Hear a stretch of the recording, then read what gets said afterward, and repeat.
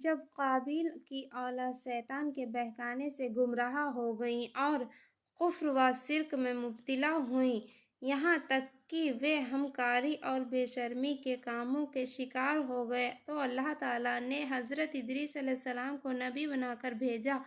حضرت ادریس علیہ السلام کی باتوں کو بہت سے بھلے لوگوں نے مان لیا اور وہ سیدھے راستے پر زندگی گزارنے لگے، لیکن کچھ ایسے بھی تھے جن کے دل سیاہ ہو چکے تھے۔ کفر و شرک اور بد اخلاقی ان کی زندگی کا حصہ بن گئی تھی۔ انہوں نے حضرت ادریس علیہ السلام کی باتوں کو ٹھکرا دیا۔ حضرت ادریس علیہ السلام کا پیغام تھا توحید، انصاف اور اچھا اخلاق۔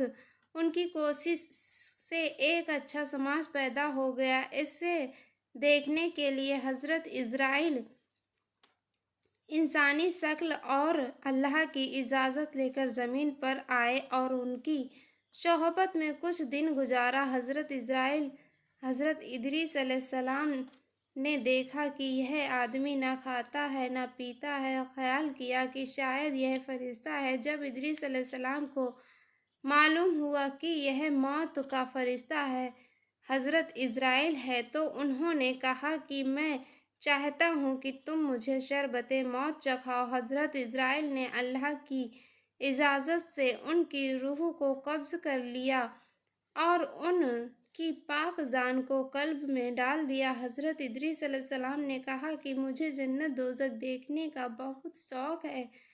حضرت اسرائیل نے خدا کے حکم سے ان کو اپنے پروں پر بٹھا کر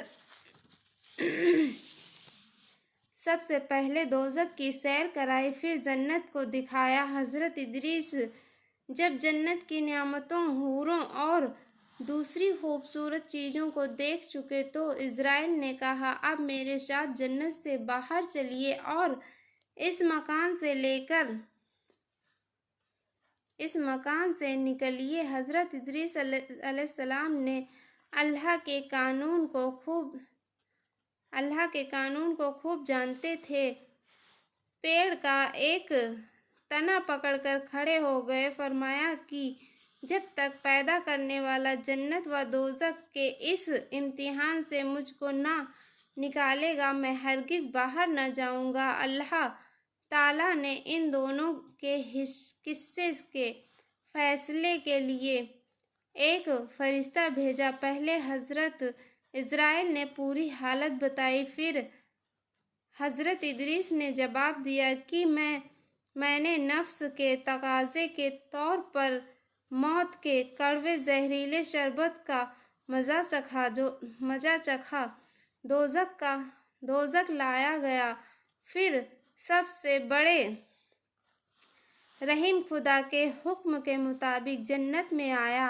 اب میں اس سے صرف اسرائیل کے کہنے سے نکلنے والا نہیں، ہاں خدا کا حکم ہوگا تو دوسری بات ہے۔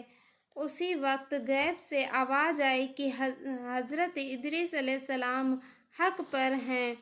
پھر حضرت ادریس جنت سے باہر آ گئے اور چھٹے آسمان پر فرشتوں کے ساتھ عبادت میں لگ گئے اور وہاں موجود ہیں۔ حضرت ادریس علیہ السلام بہت خوبصورت تھے۔ گہوا رنگ تھا، قد مناسب تھا، اکثر خاموش رہا کرتے تھے، چلتے تو نظر قدموں پر پڑتی۔ حضرت ادریس علیہ السلام نے فرمایا ہے کہ نیکیوں کا سر 3 چیزیں ہیں۔ نمبر 1، غصے کے وقت صبر سے کام لینا چاہیے۔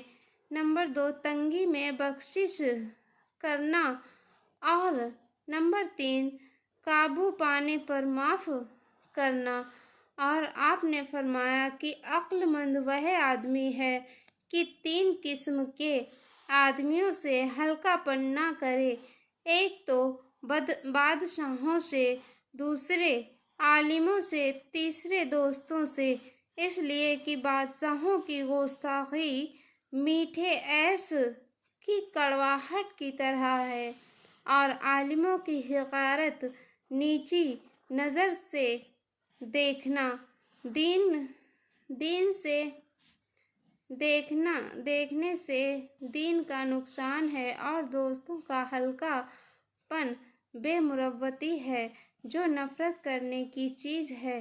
آپ نے فرمایا کہ آدمی کو چاہیے کہ مصیبت میں صبر کرے اور بلند درجہ پانے پر نرمی کا رویہ اپنائے۔